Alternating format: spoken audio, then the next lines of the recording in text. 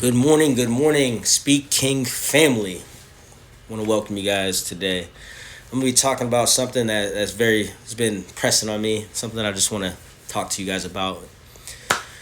There's a phrase in life that affects us tremendously. We don't oftentimes get a chance to analyze it, to critique it, or focus on it because in life we're moving pretty fast. We're transitioning from one stage to another stage. There's often not a time to sit down and critique these transitioning periods. See, that phrase is life after. The life after is a monumental because there's so many of them. I'm not saying anything profound. It's kind of like saying many, many, many new beginnings. But in my observation, when I came to ponder the phrase life after, I realized that if you're not emotionally, physically, and spiritually mature in certain areas, that transitioning period is going to be difficult. It can leave us broken, it can leave us depressed, it can leave us seeking closure when I look at it.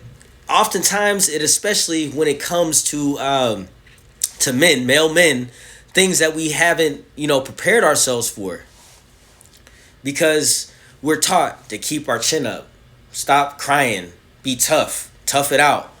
But I don't really feel like that's the way that we should look at life. That's truly not the way you should look at life. You have to really break down things to succeed. I've learned that over time. You have to have a vision and a mission where you sit down and you set daily goals to achieve your success, to travel in the direction that you desire, which is fruitful. But sometimes that transitioning is happening at a blink of an eye, a snap of a finger, so we're not able to write it down. Our vision and our goals, they're just moving and moving in that open space with no direction. That's the time where we often struggle in life. We struggle with day to day things. So I wanted to talk about this phrase, life after. And today I want to talk about, life after sports. Because fortunately for me, I'm a coach, so it hasn't really ended, but it has ended on the field per se. So when you go from high school athlete to being one of the most notarized people in school, known by the principal, known by the counselors, known by the janitors, known by the teachers, known by the like all your peers and all the athletes in the school. I mean, that's pretty tough. Everybody knows you and you're in town. You're one of those stellar, great town athletes. So you're kind of walking on the clouds. You're kind of walking as if you're the king. The spotlight's on you. The shine is on you. You're getting all the glory. I love the G word. The accolades. The newspapers writing about you. People are coming to visit you from other towns. Colleges are sending you paperwork and scholarship opportunities, and offering you chances to come see their campus because they want to get to know you and things like that. That all the focus is on you. But what happens after when you do go to college? You might suffer an injury, sports career is done. Or let's say you do finish all 4 years at college, and your goal was to go into NFL, but you don't get recruited. Like that transitioning period. You have to get into the regular workforce after that. That's very difficult because you went from being a somebody, but in a blink of an eye, you're just an average Joe in a matter of minutes, so to speak. Sometimes it just leaves people in deep depression. It leaves people to depend on the wrong things. I would say things like alcohol, things like marijuana. My part of the story was, after college, I had transitioned into the military. So I filled that void with trying to conquer an entity. I'm not saying I conquered it all in the right way because there was a lot of, just wildness, not understanding where my head's at and all those things like that. But that was my journey. So all I'm really trying to say is I knew about working hard, I knew about discipline, so the military was the right route for me. But not everybody fills that void with going into the military, and it's just important to discuss this life after sports because 99% of all athletes will never make it into the professional environment, right? But what happens when the frustrations and the anger and the bitterness and the self-doubt hits? We never talk about these things. Your buddies don't pull you aside and say what's good. Your mom doesn't understand. She doesn't just pull you aside and talk about you not achieving your ultimate goal. these things hurt to the core.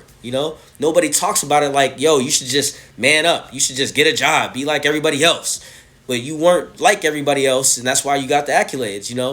But so I want to welcome you guys to this series of the life after. It's translatable in a lot of different areas in life, everywhere in life. So I'll be talking about, life after college, the life after being adopted, the life after the military, the life after, switching careers, the life after going to the gym, the life after addictions, the life after adoption, the life after getting married, the life after dealing with your wife and her postpartum, the life after dealing with mental health, the life after putting your favorite hobby in the coffin, the life after owning your first home, the life after so many of your successes, but also so many failures.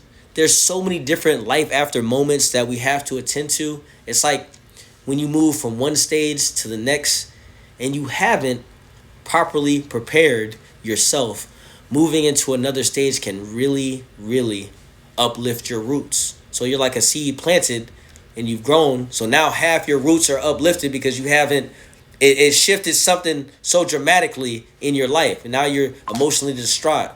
And this is when you're lacking confidence to be who you are, to be who you're destined to be. Because you haven't transitioned, you haven't caught up yet. We haven't nurtured ourselves in the right way in so many different areas and matured ourselves and prepared a foundation where we can cross that bridge to overcome ourselves and be fruitful in the environment that we're in different aspects of life. So once again, I just want to welcome you guys because we got a lot to discuss. We just got a lot to discuss. I mean, like I said, I'm not going to say anything profound on here. It's just more about being relatable and being relatable to the community and being relatable to everyday people who struggle, who get up every single day and want better for themselves. But I really believe the first part is conquering yourself, understanding why you went through these things. After I left high school, the life after high school was traumatic for me. And it was good, but I struggled with leaving that high school setting where we were just like, yo, everything was so regimented, everything was so awesome. The high school sports, the school supporting our football team, and you had support from your parents, you had support from your aunties and uncles, and it was just magnificent. But then going somewhere else and not even having half that support was different. So I had that support from the coaching staff, but where was the town behind me? Where was the principal? Where was the dean? Where were the teachers behind me? You see what I'm saying? So these are different type of things that we never discussed or never prepared myself for. I just got thrown out there. It's like, yo, everything should have been the same, but it wasn't. So like I said, man, this is just a little part of my journey. Thank you for listening in. We will be getting to it. You dig?